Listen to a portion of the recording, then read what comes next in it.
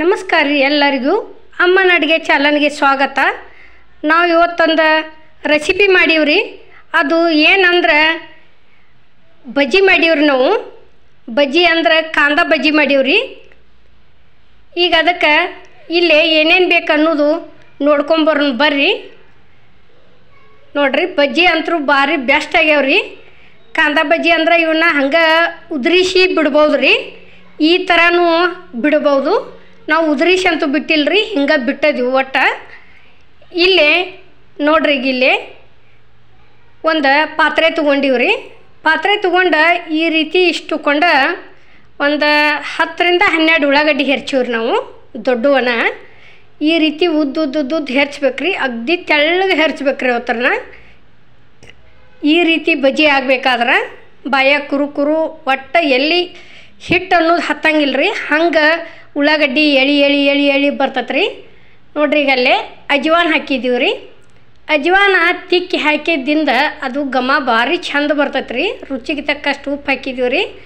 ಇದು ನೋಡ್ರಿ, ಒಂದು ಚಿಟಿಕೆ ಸೋಡಾ ಆಯ್ತು ರೀ. ಇದು ಸೋಡಾ ಹಾಕಾಕತ್ತೀವಿ ರೀ. ಸೋಡಾ ಆದ ನಂತರ ಇದು ಗರಂ ಮಸಾಲ ಆಯ್ತು ರೀ. ಇದು ಒಂದು ಸ್ವಲ್ಪ ಟೇಸ್ಟ್ ಆಗೋದಷ್ಟಿಂದ ಹಾಕೋದ್ರಿ.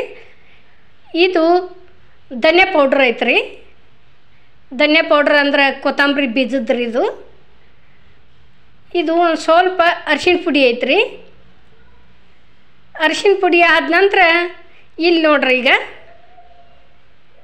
ಮೆಣಸಿನ್ಕಾಯಿ 2 ಮೆಣಸಿನ್ಕಾಯಿ ಅಗ್ದಿ ಸಣ್ಣಗೆ ಕಟ್ ಮಾಡಿದೀವಿ ರೀ. ಇದು ಕರಿಬೇವಿನ ಎಲೆ ಕಟ್ ಮಾಡೀವ್ರಿ. ಕರಿಬೇವಿನ ಎಲೆ ಆದ ನಂತರ ಇದು ಸಣ್ಣಗೆ ಕೊತ್ತಂಬರಿ ಕಟ್ ಮಾಡಿ ಹಾಕೀವ್ರಿ. ಕೊತ್ತಂಬರಿ ಜಾಸ್ತಿ ಹಾಕಿದ್ರೆ ಬಜ್ಜಿ ಟೇಸ್ಟ್ ಹಾಕವ್ರಿ. ಕೊತ್ತಂಬರಿ ಒಂದು ಸ್ವಲ್ಪ ಜಾಸ್ತಿ ಹಾಕ್ಬೇಕ್ರಿ. ಈಗ ನೋಡ್ರಿ, ಒಂದು ಸ್ವಲ್ಪ ಗಾಂಧಿ ಎಣ್ಣೆ ಹಾಕಿದೀವ್ರಿ ನಾವು.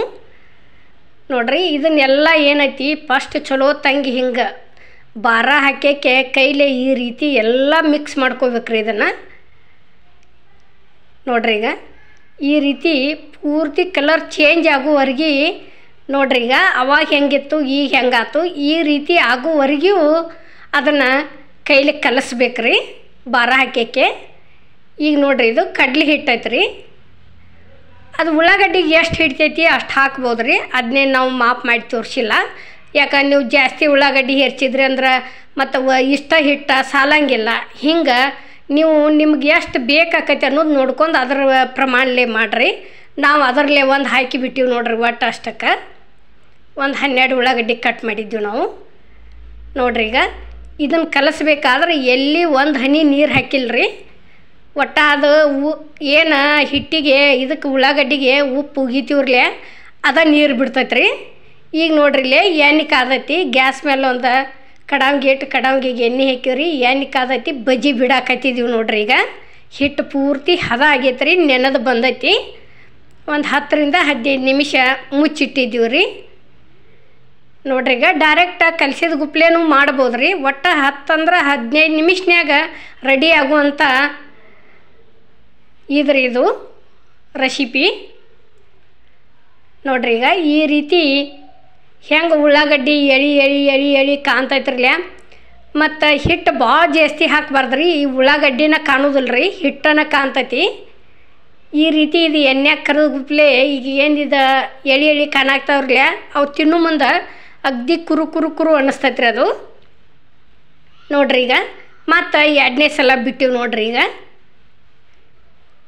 ಈ ರೀತಿ ಸಾಯಂಕಾಲ ಮಕ್ಕಳು ಸ್ಕೂಲಿಂದ ಬಂದು ಗುಪ್ಲೆ ಈ ರೀತಿ ಮಾಡಿಕೊಟ್ರೆ ಮಕ್ಕಳು ತಿಂತಾರೋ. ಮಕ್ಕಳ ನೆವದಿಂದ ನಾವು ತಿಂತೀವಿ, ಎಲ್ಲರೂ ತಿನ್ಬೋದು ರೀ. ಮತ್ತು ಈಗಂತರೂ ಮಳೆಗಾಲ ದಿವ್ಸಿಗೆ ಏನರ ಸಾಯಂಕಾಲ ಬೇಕ್ರಿ ಚಹಾ ಜೋಡಿ. ಈ ರೀತಿ ಒಂದು 2 ರಿಂದ 4 ತಿಂದು ಒಂದು ಕಪ್ ಚಹಾ ಕುಡಿದು ಬಿಟ್ರೆ ಭಾರಿ ಬೆಸ್ಟ್ ಆಕೈತೆ ರೀ. ಸಾಯಂಕಾಲ ಸ್ನ್ಯಾಕ್ಸ್ ಅಂಥೇಳಿ. ನೋಡ್ರಿ, ಈಗ ರೆಡಿ ಆಗ್ಯಾವ. ಇಲ್ಲೇ ಪ್ಲೇಟಿಗೆ ಹಾಕಾಕತ್ತೀವ್ರಿ ನಾವು. ಈ ರೀತಿ ಎಲ್ಲ ಥರ ಒಂದು ಸ್ವಲ್ಪ ಹಚ್ಕೊಂಡು ತಿಂದ್ರೆ ಅಂತರೂ ಭಾರಿ ಬೆಸ್ಟ್ ಆಕೈತೆ ರೀ. ಅಮ್ಮನ ಅಡುಗೆ ಚಾನಲ್ದಾಗ ಬಜ್ಜಿಗಳು ಎಲ್ಲ ಥರ ಭಾಳ ಹಾಕಿವ್ರಿ. ಒಂದು ಸಲ ಹೋಗಿ ನೋಡಿ ಬರ್ರಿ. ಇಲ್ಲೇ ಕರಿದ ಮೆಣಸಿನ್ಕಾಯಿ ಇಟ್ಟಿವ್ರಿ. ಸೈಡ್ ನಿಂಬೆ ಹಣ್ಣು ಒಂದು ಸ್ವಲ್ಪ ಹಿಂಡ್ಕೊಂಡು ತಿಂದ್ರೆ ಭಾರಿ ಟೇಸ್ಟ್ ಅನಿಸ್ತೈತೆ ರೀ. ನಾವು ಮಾಡುವಂಥ ವಿಡಿಯೋ ನಿಮ್ಗೆ ಇಷ್ಟ ಆಗೈತೆ ಅನ್ಕೋತೇನೆ ರೀ. ಇಷ್ಟ ಆಗಿದ್ರೆ ಲೈಕ್ ಮಾಡಿ.